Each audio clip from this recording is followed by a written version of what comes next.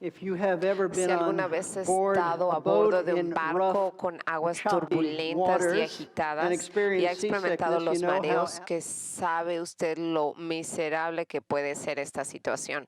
Puedo recordar estar en un crucero que se encontró con una gran cantidad de turbulencia que después de un huracán. No fuimos en el huracán, pero fue después y como resultado todavía unas olas muy grandes y mucha gente estaba mareada.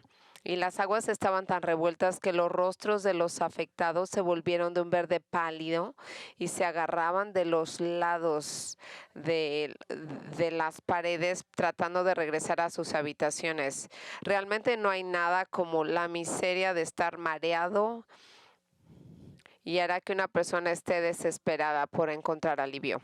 De hecho, recientemente leí de una mujer que mientras estaba en un bote en un viaje de pesca de todo el día se mareó tanto que tambaleándose fue hacia el capitán y le dio las llaves de su auto nuevo y le dijo que se podría quedar con el coche si tan solo diera la vuelta y regresara a la playa.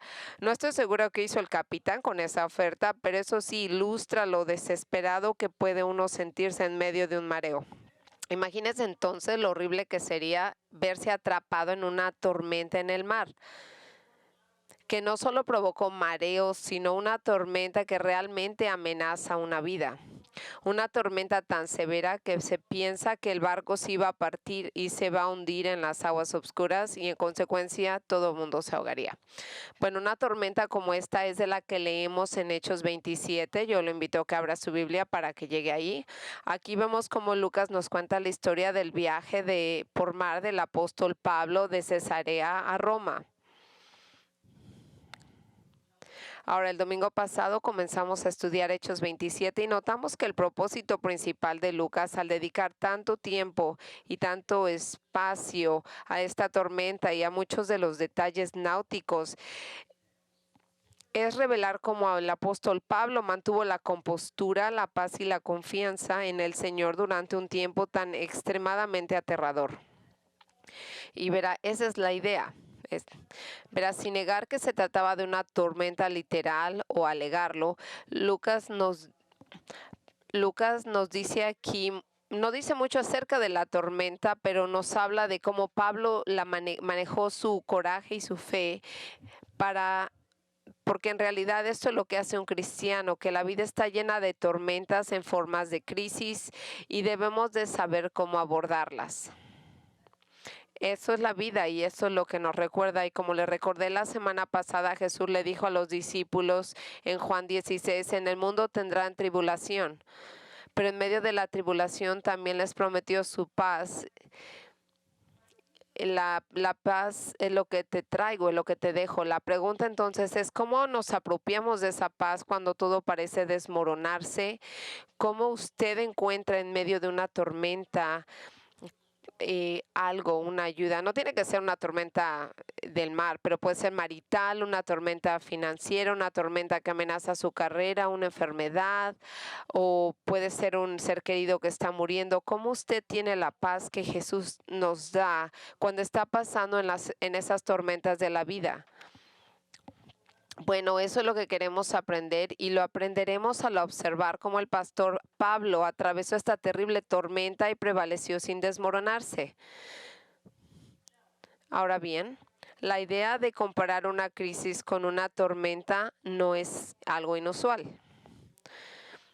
No es algo raro o de hecho es algo que ha traído a los poetas, escritores durante muchos años y esto nosotros los podemos ver en muchas canciones y muchos escritores que han hecho himnos usando una tormenta. Por ejemplo, hay un himno que dice que el Cristo es nuestro refugio en medio de la tormenta. Hay otro himno que dice que Él es el ancla que sostiene y agarra la roca sólida y esa roca es Jesús. Una canción más contemporánea, la cantamos a menudo aquí en Lakeside, dice: Cristo es la ancla segura y firme a través de las inundaciones de la incredulidad, sin esperanza de alguna otra manera, alma mía. Ahora levanté los ojos al Calvario y mi lastre, mi seguridad. Mira su amor probado por siempre. Me aferraré al ancla y nunca seré movido. Otra canción que se llama En el ojo de la tormenta. En el ojo de la tormenta tú permaneces en control. En medio de la guerra tú cuidas mi alma. Tú solo eres el ancla. Cuando mis velas se rompen, tu amor me rodea en el ojo de la tormenta. Y por supuesto es esta hermosa canción querida por muchos de nosotros, yo creo que todos nosotros, que dice: está tranquila mi alma, que nos recuerda qué hacer cuando las olas y los vientos de una tormenta nos golpean con fuerza. Dice: está tranquila mi alma, que Dios te cuidará para guiar tu futuro como lo ha hecho en el pasado. Tu esperanza, tu confianza, que no se mueva. Todo el misterio será brillante al fin. Quédate quieta, alma mía, las olas y los vientos aún saben su voz, que los gobernaban antes de que él viviera abajo. Qué hermosas palabras. Entonces, a la luz de cómo las tormentas literales se usan a menudo para transmitir una crisis, realmente no nos debería sorprender que Lucas use esta historia de Pablo atrapado en una tormenta para enseñarnos cómo Dios quiere que reaccionemos cuando nos encontramos en medio de una tormenta de la vida. Y le digo esto, que al insertar una serie de declaraciones a lo largo de la narrativa de esta tormenta, vemos aquí, ya sea por Pablo o relacionado con algo que dice Pablo, Lucas se establece como el apóstol fue un ejemplo a seguir para nosotros al demostrar cómo prevaleció mientras la tormenta azotaba a su alrededor. Ahora, como lo mencionamos en nuestro estudio anterior, hay una serie de verdades y principios que surgen de esta historia que revelan específicamente cómo el apóstol enfrentó una tormenta con coraje, cómo enfrentó con fe. Y eso lo hace Lucas para que nosotros podamos aprender de él, para seguir su ejemplo aplicando estas verdades a nuestras vidas. Y así el domingo pasado vimos dos de estas verdades y principios que le permitieron a Pablo ser valiente durante esta tormenta. La primera de esto es de que él tenía amigos con similares mentalidad que atravesaron la tormenta con él. Él no estaba solo.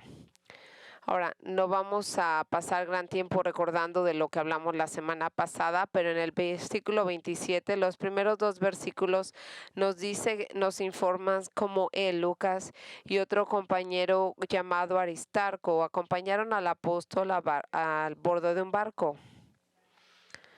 Ellos fueron ahí para estar con él y estar con Pablo. Nosotros no sabemos los detalles de cómo fue que estos hombres abordaron ese barco, fue un error, no sabemos. Pero sin importar de cómo es de que ellos llegaron a ese barco y estar ahí con Pablo, no entendemos esos detalles. Lo que sí nosotros sabemos es de que cuando llegó la tormenta, Pablo no estaba solo y entonces él fue con sus amigos que atravesaron la tormenta con él. Y lo que es importante de esta verdad es porque muchas veces tenemos la tendencia de que cuando nosotros tenemos una crisis difícil, decidimos aislarnos de los demás. No queremos envolvernos en ningún ministerio, no venimos a la iglesia, no venimos a grupos de oración. Nosotros sufrimos en silencio por nosotros mismos. Y lo que es todavía peor ahora con este asunto de COVID, que nos aislamos, nos sentimos solos. Pero eso es lo peor que usted puede hacer, porque cuando usted está atravesando una tormenta, necesita que otros lo acompañen, que lo ayuden, que oren por usted, que lo apoyen, que lo animen, que le digan la verdad, que estén con usted, que le recuerden las verdades. Entonces, si usted está atravesando una crisis similar en una tormenta en este momento, asegúrese de no estar solo en su sufrimiento.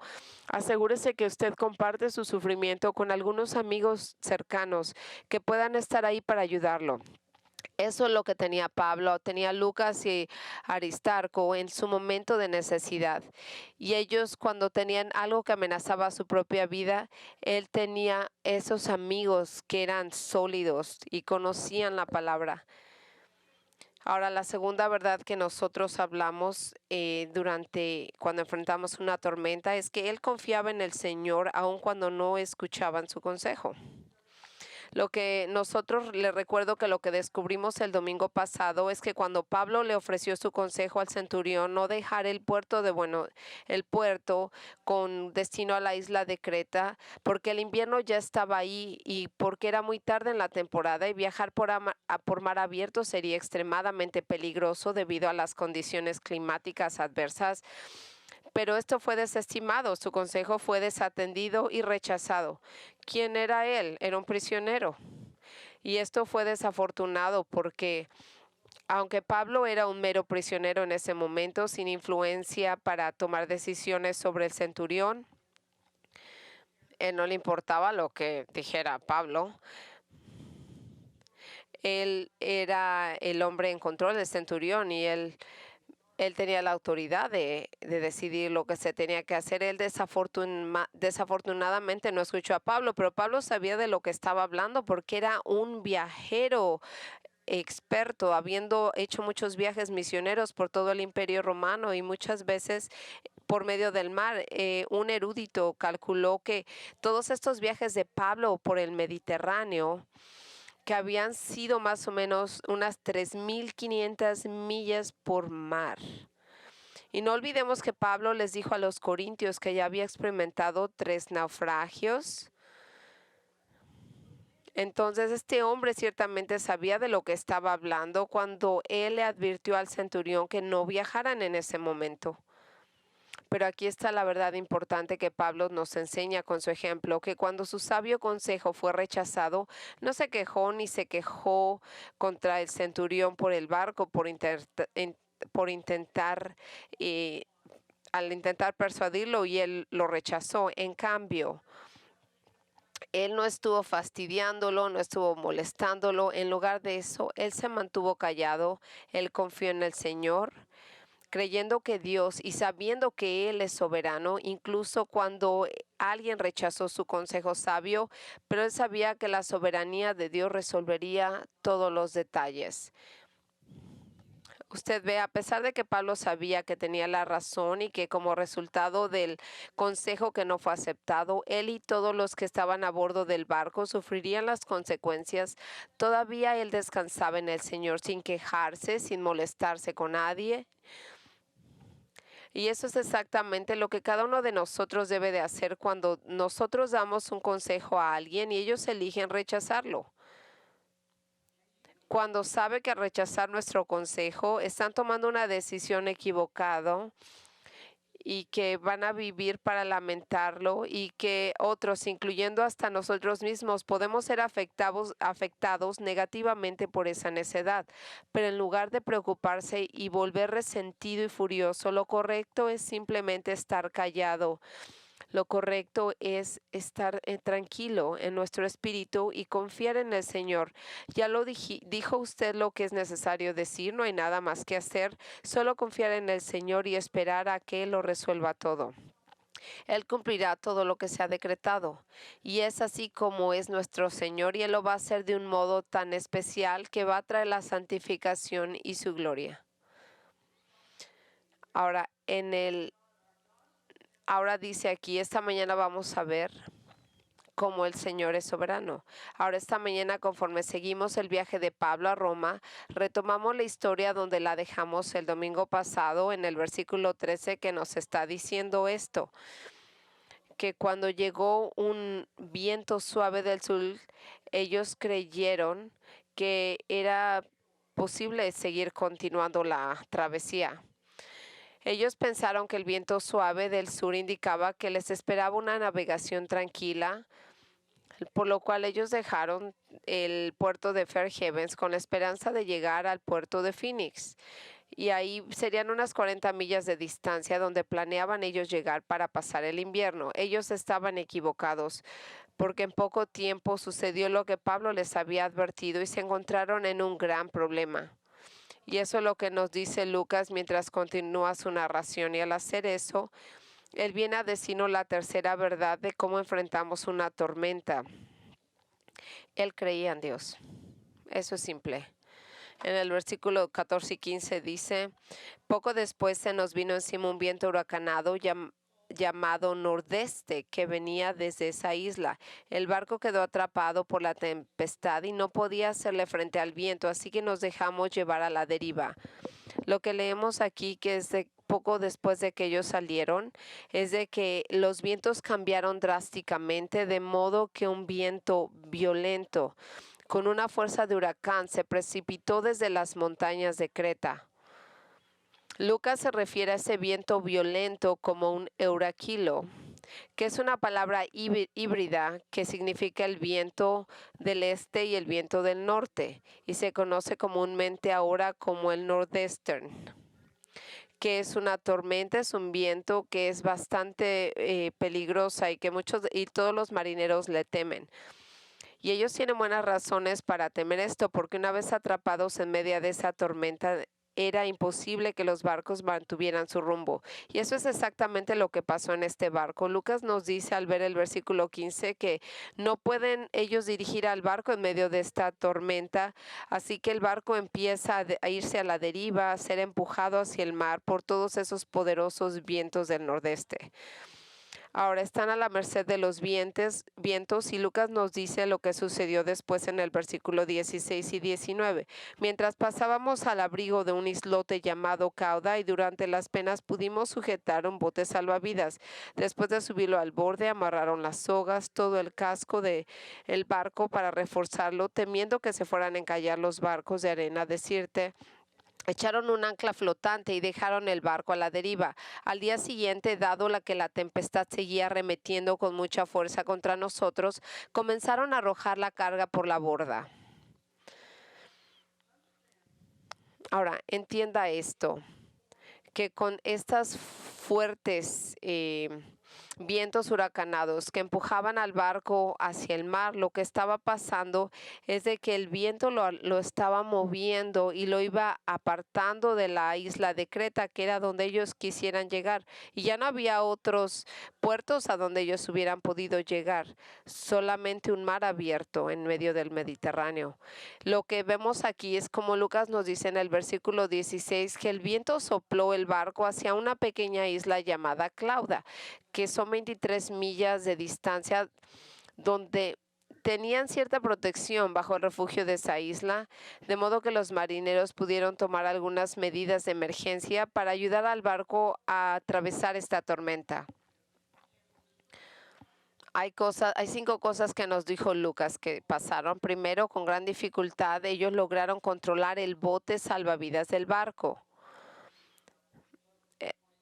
Ahí dice, y dice Lucas también aquí nos explica cómo normalmente el bote salvavidas iba a la deriva o al lado o detrás del barco, pero con el viento constantemente golpeando el pequeño bote contra el barco, los marineros tenían que subir el bote al barco y asegurarlo.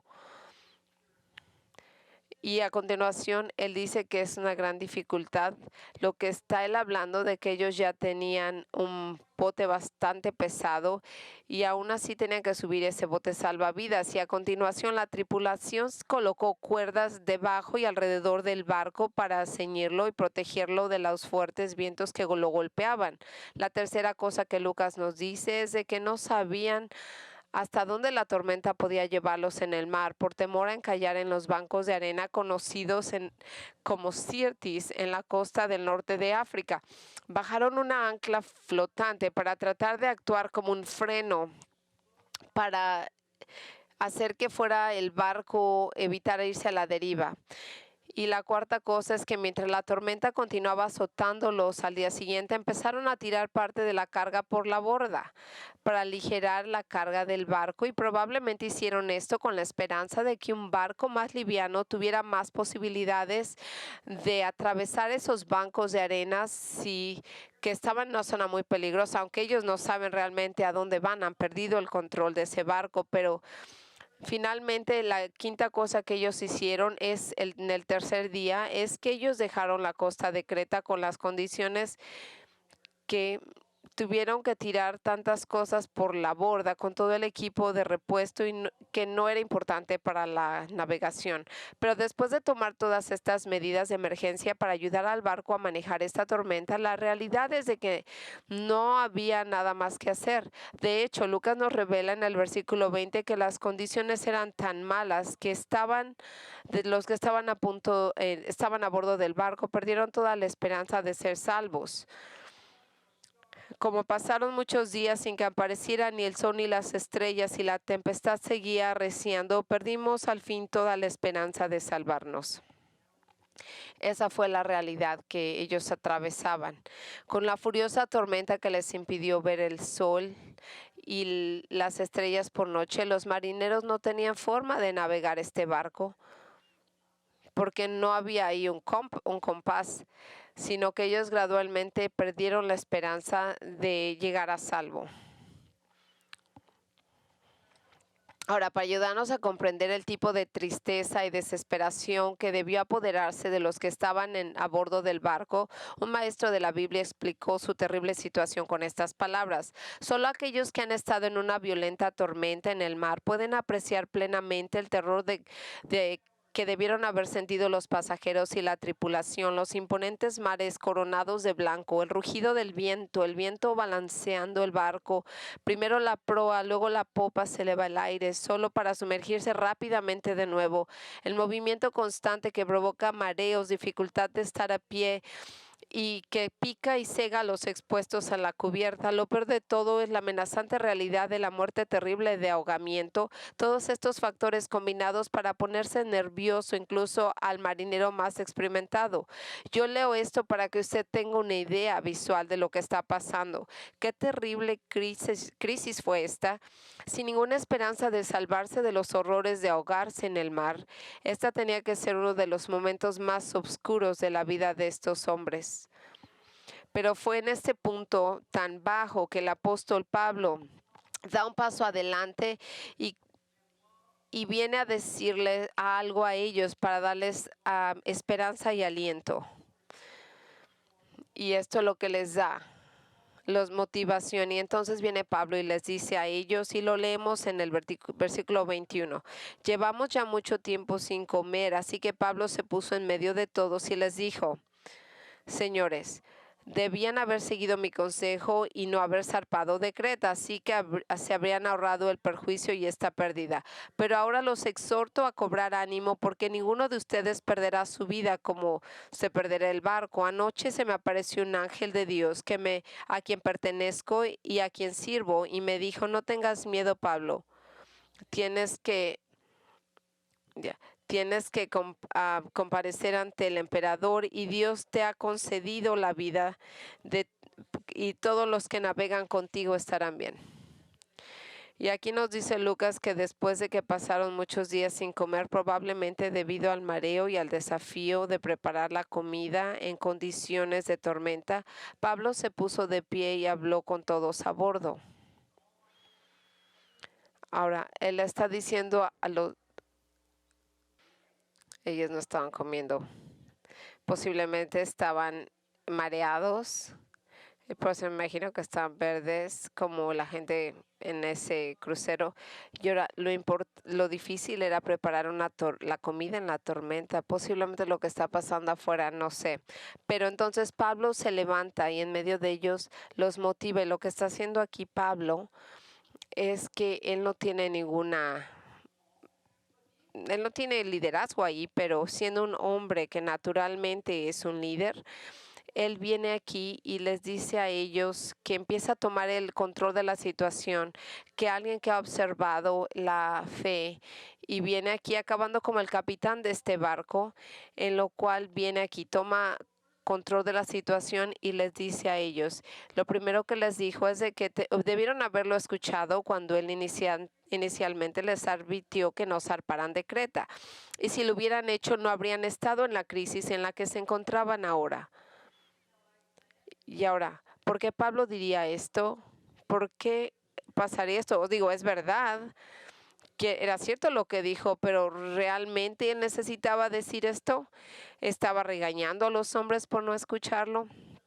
o era tan solo algo así como te lo dije para que esos hombres se sintieran mal. No, yo le diría que no. Pablo no tenía ese sentido, esa alma. No, él era un buen hombre.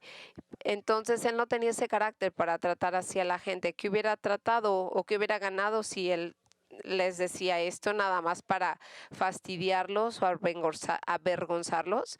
Él no era así. Mire, observe esto. La razón por la que Pablo les dijo que deberían haber escuchado la palabra es porque él tenía que algo más les tenía que compartir. Y eso es para establecer con ellos que él tenía credibilidad en sus palabras y en su consejo, y que si ellos vieran que él tiene cierta sabiduría, cierta razón, que él sabía de lo que estaba hablando, entonces ellos te entenderían de que esta es una revelación divina. La vez pasada era sentido común, esta vez era una revelación divina, así que era importante que lo escucharan. Y era muy importante para que ellos tuvieran confianza en lo que él estaba a punto de decirles. Principalmente dice que ellos no deben de perder el ánimo porque ellos no van a morir. ¿Van a perder el barco? Sí, sí se va a perder el barco. Les dijo, pero no sus vidas. Así que durante la noche un hombre del Señor, un ángel del Señor vino a mí, al cual yo pertenezco y al que yo sirvo, se me apareció.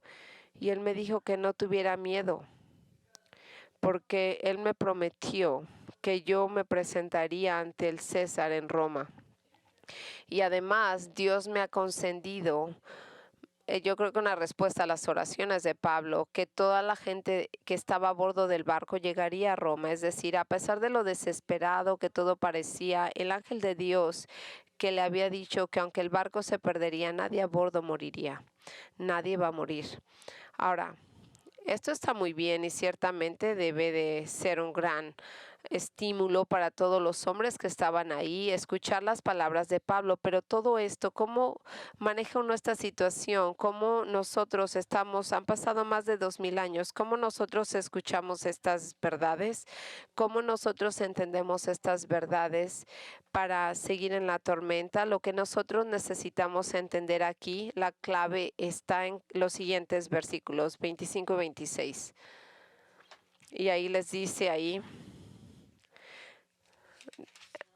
perdón, dice, y así continúen ustedes, perdón.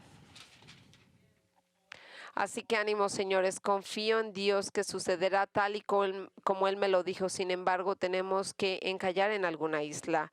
Así que le dice, yo creo lo que el Señor me ha dicho, y que aunque el barco no va a llegar, va a ser destruido, ellos van a estar bien, ellos van a llegar a Roma. Y en caso de que alguien se preguntaría cómo sucedería si el barco fue destruido, Pablo agregó en el versículo 26 que debemos nosotros encallar en una isla. Vamos a llegar a una isla, así será. Ahora, amigos, escuchen atentamente. Lo que permitió a Pablo que aguantara esta tormenta es porque él creyó lo que Dios le había revelado. Y lo que Dios le había revelado es que iba a sobrevivir a esta tormenta, y sin importar cuán sombrías y oscuras fueran las circunstancias. Y si vuelve a mirar en el versículo 24, notará que el ángel había comenzado su mensaje a Pablo diciéndole, no tengas miedo. Y esto es importante y es muy especial porque vemos que Pablo tenía miedo, estaba asustado como todos los demás. Por lo tanto, no es que Pablo no fuera una persona que sintiera miedo. Él tenía miedo a ahogarse en el mar, pero lo que a él lo libró de ese temor, lo que le dio la libertad, es de que Dios le había revelado que sobreviviría esta tormenta, y él creyó en Dios. Entonces vamos a pensar lo que significa creer en Dios y cómo esto nos ayuda a superar nuestro miedo, así como nuestra ansiedad, cuando usted atraviesa una crisis similar como esta. Por un lado, es importante hacer la distinción entre creer en Dios en el sentido de que Él existe, o sea, usted sabe que o cree que existe y lo cree, y creer a Dios. El teólogo R.C. Sproul explicó la diferencia de esta manera y él dijo, cualquiera puede creer que Dios existe. Creer en Dios no es difícil. Lo difícil es creer a Dios. Pablo le dijo a los marineros que ninguno perecería. Él creía en que Dios haría exactamente lo que dijo que haría. Usted verá, creer en Dios es tener la confianza en lo que Él dice en su palabra, y eso usted confía en Él, descanse en Él, para que Él va a hacer exactamente lo que Él dicho que haría. Ahora es cierto que usted y yo tenemos el beneficio de bueno, no tenemos el beneficio de un ángel que nos dé un mensaje específico como le dio en este caso a Pablo. Sin embargo, usted y yo tenemos toda la Biblia, tenemos la palabra del Señor, el Nuevo Testamento, el Antiguo Testamento, tenemos la escritura inspirada por Dios, y en su palabra el Señor nos ha dado una preciosa e increíble habilidad de ver la verdad, de que si nosotros vamos a pasar por alguna tormenta, Él va a estar con nosotros. Entonces, cuando se enfrente usted a lo que parece una situación imposible, como si alguien le acaban de dar un diagnóstico de cáncer, o alguien a quien usted ama ha fallecido, o ha perdido su trabajo, su fuente de ingresos, durante esas tormentas, por difíciles que sean, pueden manejarlas con gracia y paz, creyendo en Dios. ¿Cómo? Cuando usted cree en el Señor, cuando usted cree lo que dice en su palabra, cuando dice mi gracia es suficiente para ti porque en tu debilidad se perfecciona mi palabra, cuando Él dice, mi Señor te va a proveer para todas tus necesidades, usted debe de creer en eso. Cuando Él dice, nunca te dejaré ni te desampararé, usted debe creer en eso. Escuche la Biblia, que está llena de promesas de que Dios no lo va a hacer, y la manera de cómo Él vamos a aguantar una crisis. No simplemente creyendo lo que Dios ha dicho al apropiarnos de esas promesas, pero tenemos que aplicarlas en nuestra vida. Tenemos que saber que lo que dice en la palabra nosotros lo vamos a aplicar, lo vamos a entender personalmente, y van a ser verdades para nosotras, las vamos a hacer nuestras. Eso es lo que lo hace tan personal, eso es lo que lo hace tan importante. No son para otra gente, son para nosotros. En un artículo que leí recientemente, el autor citó como Charles Spurgeon, un gran predicador y con gran fe. Él decía que la fe era como estar endorsado, y él escribió esto. El príncipe de los predicadores, Charles Spurgeon, proporciona una ilustración útil en su introducción a la chequera del banco de la fe, donde compara una promesa de Dios con un cheque pagadero al creyente. No se da para que usted deba leerlo cómodamente y seguir adelante, sino que debe de tratar la promesa como una realidad. Como un hombre trata un cheque, él debe de tomar esa promesa, respaldarla con su propio nombre al recibirla y personalmente como verdadera. Él la acepta como una fe que el Señor es verdad, es fiel, y que Él va a cumplir esa promesa en particular. Entonces el creyente por fe debe presentar la promesa al Señor como un hombre que presenta un cheque al mostrador del banco, suplicándole en oración. Pues Spurgeon señala que si ha venido al banco del paraíso en la fecha correcta, recibirá la cantidad prometida de inmediato. Si la fecha a llegar es posterior, deberá de ser paciente hasta su llegada, pero mientras tanto puede considerar la promesa como verdadera. El banco seguramente le pagará cuando llegue el momento oportuno. Algunos fallan en colocar el respaldo de la fe en ese cheque y no obtienen nada, y otros tardan en presentarlo y tampoco reciben nada. Eso no es la culpa de la promesa, sino de aquellos que no actúan con ella de una manera comercial y con sentido común. Dios nos ha dado la promesa de que no redima y que no ha alentado ninguna esperanza de que no se vaya a cumplir. ¿Usted cree que Dios es así? Usted recibe las promesas de Dios para usted como un cheque que se le ha dado y es endorsado para ser cobrado y luego presentado a Dios en oración. Y esto lo llena su palabra. Usted recibe las promesas del Señor que le ha dado en su palabra y que usted debe de creer. El que dice, no, no es para mí. Tiene que ser algo como un cheque que no es para, que no me toca. Esto es como uno cree en el Señor, esto es como uno cree la palabra del Señor. Escucha algunas de estas increíbles promesas que nosotros hemos leído aquí. Voy a leer algunas de estas, voy a seguir, no voy a hacer comentarios, pero esto es para ustedes, para que usted vea, puedo hacer la referencia si usted quiere entenderlo, pero estas son para que usted las personalice y las aplique en su vida. Salmo 46:1, Dios es nuestro refugio y fortaleza, una ayuda muy presente en los problemas. Santiago 1:5, si alguno de vosotros tiene falta de sabiduría, pídala a Dios, que da con generosidad y sin reproche, y les será dada. Mateo 11:28, venid a mí todos los que están trabajados y cargados, y yo os haré descansar. Primero de Pedro 5:7, echando sobre él todas las angustias, porque él se preocupa por usted. Isaías 38:17, con amor has librado mi vida del pozo de la perdición, porque has echado todos mis pecados a tus espaldas. Hebreos 4:16, acerquémonos con confianza al trono de la gracia, para que recibamos misericordia y hallemos gracia que nos ayude en tiempos de necesidad. Isaías 41:10, no temas porque yo estoy con vosotros, no te desmayes porque yo soy tu Dios, te fortaleceré, te ayudaré, te sostendré con la diestra de mi justicia.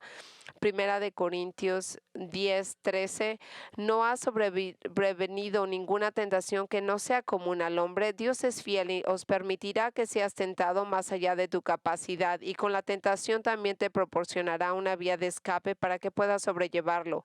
Romanos 12:19, la venganza es mía, yo pagaré, dice el Señor. Santiago 1:12, bienaventurado el hombre que se mantiene firme ante las pruebas, porque cuando haya pasado la prueba recibirá la corona de la vida que Dios ha prometido a los que aman. Segundo Timoteo 4:8, desde ahora me está guardada la corona de la justicia, que el Señor, el juez justo, me concederá en ese día, no solo a mí, sino también a los que han amado su venida. El primero de Pedro 5 del 10 al 11, y después de que hayas sufrido un poco, el Dios de toda la gracia te ha llamado a la gloria eterna en Cristo, te restaurará, confirmará, fortalecerá y establecerá. A Él será el dominio por los siglos de los siglos. Amén. El segundo de Timoteo 4:18, el Señor me librará de toda mala acción y me llevará salvo a su reino celestial. A Él sea la gloria por los siglos de los siglos. Isaías 25:8, se tragará la muerte para siempre, y el Señor enjuagará mis lágrimas de todos los rostros, y el oprobio de su pueblo quitará de toda la tierra, porque el Señor ha hablado.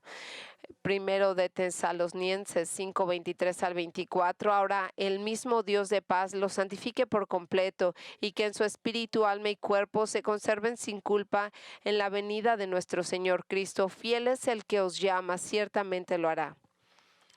Escuchen, amigos, la forma de un cristiano puede manejar una de las tormentas difíciles de la vida es creyendo en Dios, creyendo en su palabra, que es verdadera y que hará exactamente lo que ha prometido hacer. Y escuche con atención, la base de esto, de cumplir en esto, es que vea, porque Dios no miente. Dios es verdad. Jesús lo ha dicho, yo soy el verdad, el camino y la vida. Hay otro aspecto también que es importante para creer en esto, es que usted pertenece a Dios. Él le ha prometido cuidarlo. Si usted es cristiano, usted pertenece a Él. Note una vez en el versículo 23 como le dice, porque esta misma noche un ángel de Dios a quien pertenezco y a quien sirvo se paró ante mí. Pablo declaró que el ángel le habló, era un ángel de Dios a quien él pertenecía. Qué profunda verdad es esta. Pablo se veía a sí mismo como perteneciente a Dios, por lo que él confiaba que Dios lo cuidaría. Ahora piensa en esto, si usted es cristiano, ¿de qué manera usted pertenece a Dios? ¿Qué le asegura que lo cuidará y que cumplirá sus promesas? Bueno, la Biblia nos dice, primero que nada, que usted pertenece a Dios como pertenecería a alguien a su esposa. Aquí dice, maridos, amad a vuestras mujeres, casi como Cristo amó a la iglesia y se dio a sí mismo por ella para santificarla, habiéndola purificado por el lavamiento del agua con la palabra, a fin de presentársela a sí mismo a una iglesia con toda su gloria, sin que tenga mancha ni arruga ni cosas semejantes, sino que fuera santa e inmaculada. Así que también deben de amar a los maridos, a sus mujeres, con sus propios cuerpos. El que ama a su mujer como a sí mismo es porque nadie aborreció jamás a su propio cuerpo, sino que lo sustenta, lo cuida, así como también Cristo a la iglesia, porque nosotros somos miembros del mismo cuerpo. Usted ve, en la salvación nosotros nos convertimos parte de ese cuerpo y ahora nosotros somos los mismos y nosotros nos cuidamos, nosotros pertenecemos al Señor de este modo. Nosotros somos como su esposa. Nosotros pertenecemos a Él. Es como una oveja que pertenece al pastor Jesús. En nosotros vemos Él como un buen pastor. Él nos ha prometido que nos va a cuidar porque pertenecemos a Él, porque dice, el Señor es mi pastor y nunca voy a carecer. Porque nosotros somos la responsabilidad del Señor, somos sus ovejas. Y de algún otro modo que pertenecemos a Dios es porque somos hijos de Él y pertenecemos a Él como su Padre. Y siendo un Padre amoroso, Él nos ha prometido que nos va a cuidar. Somos su responsabilidad. Y lo puso también en Mateo 7, del 7 al 11. Pedid y se os dará, buscad y hallaréis, llamar y se os abrirá, porque todo el que pide recibe, el que busca halla, y al que llama le abrirá. ¿O que el hombre hay entre vosotros que si su hijo le pide pan le dará una piedra? ¿O que si su hijo le pide pescado le dará una serpiente?